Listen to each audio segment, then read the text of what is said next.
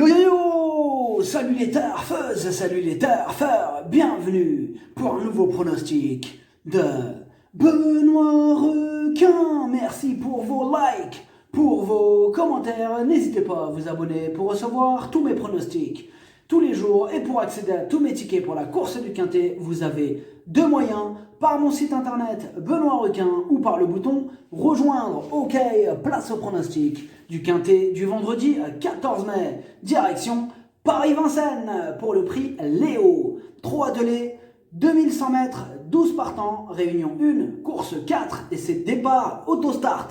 Indice de confiance 5 sur 5. On est confiant pour ce Quintet, on va surtout tenter de se le choper dans l'ordre. Et oui, parce que question rapport, le désordre risque d'être très faible. Cette vidéo, je la tourne avant l'arrivée du Quintet de ce jeudi, je reviendrai dessus demain.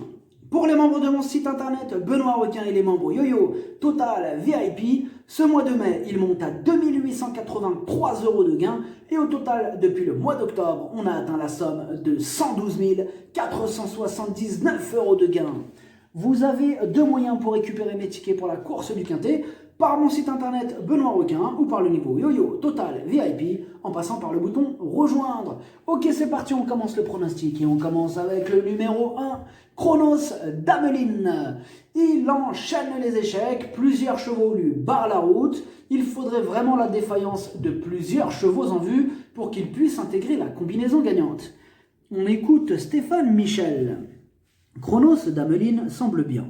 La dernière fois à Laval, il est parti derrière les autres, ce qui rendait sa tâche compliquée.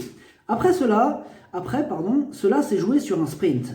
Il n'en a pas doublé un. Ce n'est pas simple. Il faut qu'il court pour qu'on voit où on en est. Je suis vraiment dans l'expectative. Le numéro 2, Bel Air. Ses 12 dernières courses, aucune fois à l'arrivée. Difficile de lui accorder notre confiance dans ces conditions. On écoute Franck Boismartel. Bel Air reste compliqué. En dernier lieu, sans enraînement, cela s'est mal passé. Il court uniquement pour parfaire sa condition physique en vue d'autres engagements. On devrait le retrouver vers la mi-juin où il a plusieurs engagements intéressants en province. Il y sera sans doute plus à son affaire. Le numéro 3, Copsy. Il enchaîne les victoires et les bonnes performances, c'est le plus rapide sur ce parcours, il a hérité d'un bon numéro, tous les feux sont au vert, il s'annonce redoutable. On écoute Dominique Louqueneux. Copsy est resté bien, je ne l'ai pas mené au mieux lors de sa dernière prestation à Paris-Vincennes. Il était aussi un peu moins bien. Il a effacé son échec à Maure de Bretagne, les 2100 mètres lui conviennent, on a un numéro favorable, je pars confiant. Je suis retenu à la Capelle et le confie à Gabriel Gélormény. Le numéro 4, Say That Again. C'est une rentrée, on ne l'a pas revu depuis le mois de janvier, mais attention, c'est quand même une rentrée déférée des 4 d'emblée et il a déjà brillé sur sa fraîcheur. Il a aussi hérité d'un excellent numéro, donc attention à lui.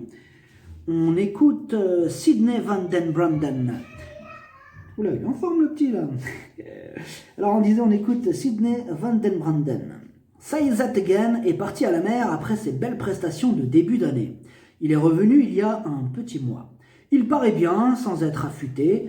Il court toutefois bien sur sa fraîcheur. Cette course va nous en dire plus. Je ne serais pas surpris de le voir se placer, mais pour le podium, ce sera délicat. Le numéro 5, Elena Di Quattro. En 8 fois sur ce parcours, elle a terminé 8 fois à l'arrivée. Elle a aussi été gâtée au tirage. Là, elle est déférée des 4. Elle a logiquement une belle carte à jouer. On n'a pas les commentaires de l'entraîneur du numéro 5. Le numéro 6, Ir Delios. Elle aussi, elle apprécie ce parcours. Bon, alors certes, elle reste sur une disqualification, mais cela lui arrive rarement. Redoutable, lorsqu'elle est déférée des 4, elle va défendre chèrement ses chances. Et on écoute Franck Harel. Ir Delios était bien en course au moment de sa faute à Laval. Elle n'a rien montré de négatif depuis à l'entraînement. Ses pieds permettent de la déférer à nouveau. Le déroulement de course fera la différence, comme souvent avec elle. Elle est tributaire du parcours, mais elle devrait se placer. Le numéro 7, Electra du Vivier. On a plus l'habitude de la croiser sur des distances plus longues, mais elle se présente déférée des 4 et ses 2 dernières sorties sont excellentes. Elle fera encore de son mieux. On écoute Étienne Roulécuyer. Electra du Vivier a bien tenu sa partie le 23 avril, même si elle est sans doute encore mieux sur un profil plat. Je n'ai pas grand-chose d'autre à courir, je la défère des 4 pieds avec de la résine aux antérieurs. Cela ne changera pas grand-chose car elle avait des fers collés. Elle a un record d'une 12 et devra faire mieux. Le numéro 8, Equinox. Il a la pêche. Sur ce parcours, en 5 courses, il a toujours terminé aux 3 premières places. Mathieu Abrivard sera aux commandes, il va en faire souffrir plus d'un sur sa route. On écoute Jacques Bruno. Equinox méritait de trouver son jour dernièrement. Cela a récompensé sa régularité. Il a fait 500 mètres très vite. Il revient sur les 2100 mètres. Le parcours lui convient. Maintenant, il faudra battre Copsy qui est dur à prendre sur cette distance. Le mien est prêt à donner son maximum, j'envisage le podium. Le numéro 9, Divine de Navarri. Elle a maintenant 4 courses dans les jambes, mais la régularité ne fait pas partie de ses principales qualités. Il faudra aussi qu'elle se sorte de son numéro piège. Et aussi rajoutons que cette distance n'est pas sa préférée. Du coup, d'autres chevaux nous apportent de plus solides garanties, mais elle pourrait intéresser les amateurs de champ réduit. On écoute Patrick Hachin. Divine de Navarri a bien couru en dernier lieu, terminant 5e dans un bon lot. Elle a penché pour finir car elle avait un peu mal au dos. C'est résolu.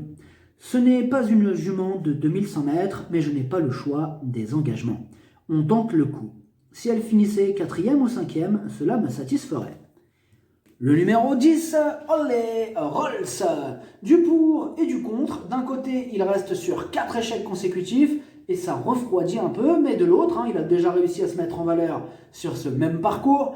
S'il montre son vrai visage, il cassera au passage pas mal de tickets.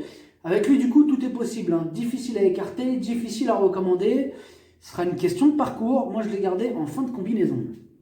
Le numéro... Attendez, je vous ai pas dit son entraîneur. Qu'est-ce qu'il en pense? On écoute Jarmo Niskanen pour le 10. Olé Rolls a été victime d'un mauvais parcours à Vichy. Les 2 fois précédentes, on avait essayé de le déférer des 4 pieds, mais ce n'est pas pour lui. Je le trouve bien souple à l'entraînement. Il ne va peut-être pas gagner en partant en 2e ligne derrière l'autostart, mais il peut accrocher une place. Le numéro 11, Staro Ivilig.